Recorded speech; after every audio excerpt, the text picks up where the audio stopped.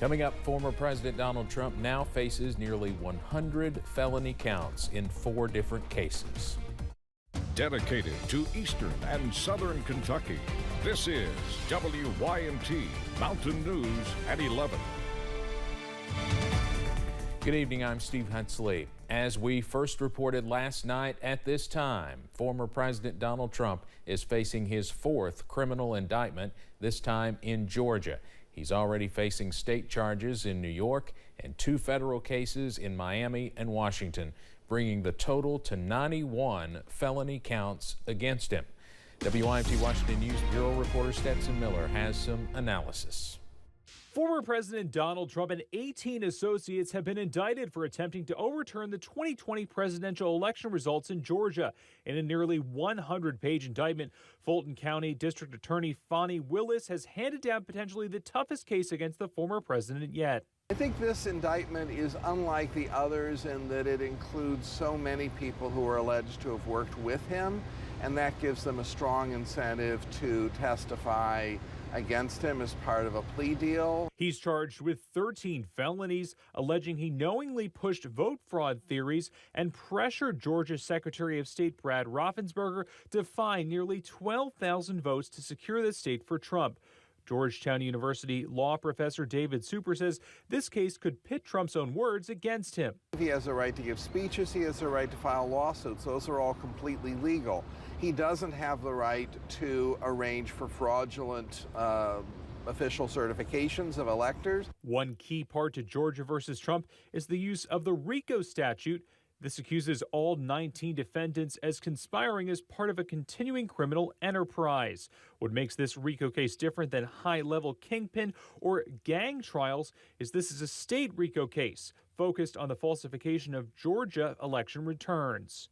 The RICO statute in Georgia is much, much broader than the federal statute, whereas the federal statute is aimed at specific actions, money laundering and bribery. The Georgia statute encompasses attempts and solicitations of certain actions. With so many defendants, the attorney Rory Riley says this adds a new dynamic to this case not seen in his 4 other currently on the dockets. The penalties are so high, there tends to be an increased incentive for co-defendants to either flip, to cooperate, and take a plea deal. Trump and his co-defendants have until August 25th to turn themselves into Fulton County, Georgia court, where they will be booked, fingerprinted, and given an arraignment date. Well, Donald Trump has issued multiple statements and social media posts insisting that the Georgia case further demonstrates the unfair application of justice in America. And by the way, the first GOP presidential debate is 1 week from tomorrow.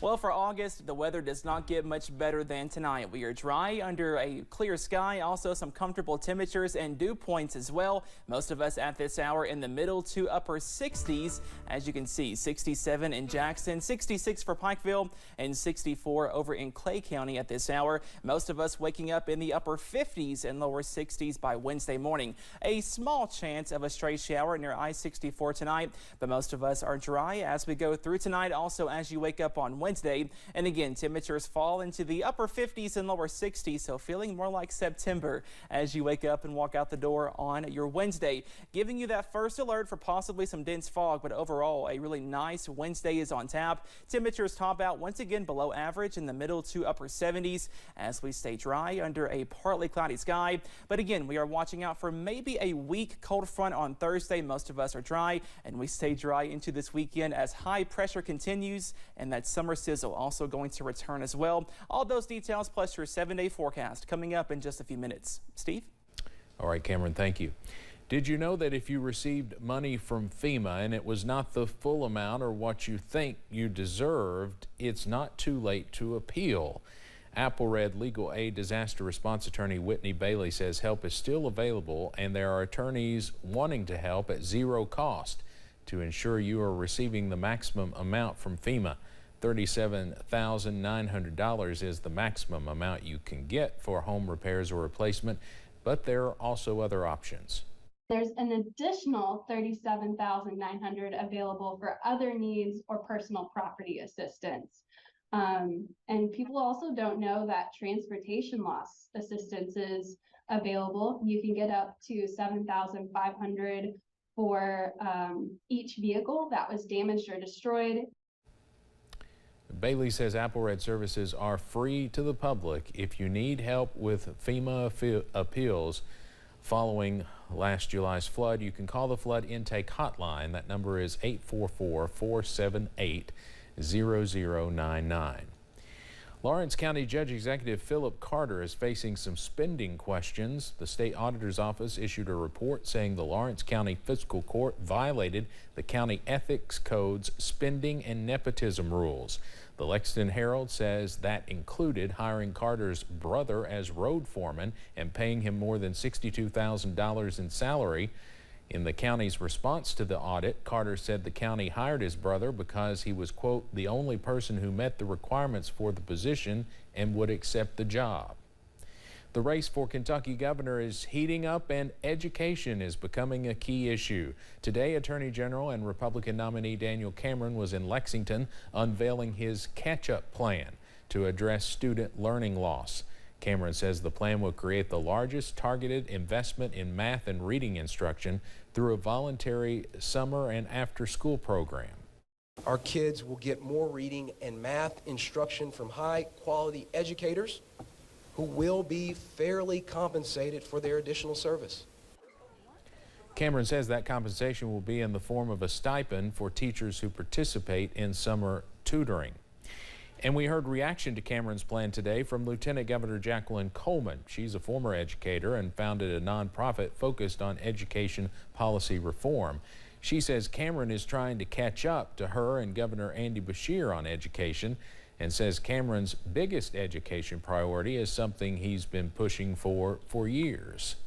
The centerpiece of his plan is school vouchers, and it always has been. That's what he's always talked about, is basically sending tax dollars from public schools to unaccountable private schools. Coleman also responded to criticism of school lockdowns during the pandemic, saying the lockdowns were put in place in an effort to save lives. The Kentucky Fraternal Order of Police have endorsed Republican Attorney General Daniel Cameron in the governor's race. The state FOP issued a statement saying Cameron has been a friend to law enforcement since he took office. It is a reversal from the governor's race in 2019 when the FOP endorsed Andy Beshear. The organization also endorsed Cameron that year for Attorney General. A man is accused of stealing more than $10,000 in copper wiring in Floyd County. Deputies say Arnold Mosley Jr. was arrested Monday. He's charged with theft and possession of burglary tools. Morehead State University says some student data may have been compromised in a cyber attack. The school discovered the attack last month. The Herald-Leader reports university leaders initially thought no student or employee information was stolen. Turns out that's not the case. Experts are now trying to figure out how much data was stolen. The school is offering identity theft protection services to employees and students for free. What was expected to be a 3-day trial against the University of Kentucky does not look like it will wrap up anytime soon. A Title IX lawsuit went to trial last week. The plaintiffs say the school failed to give female athletes adequate opportunity. UK leaders argued they've followed federal rules. At yesterday's status conference, the court heard about exhibits not previously displayed or admitted at trial. The judge ordered that both parties have until the end of September to file paperwork on those exhibits. Students in the Commonwealth who take part in archery programs are left wondering what the future of their sport looks like.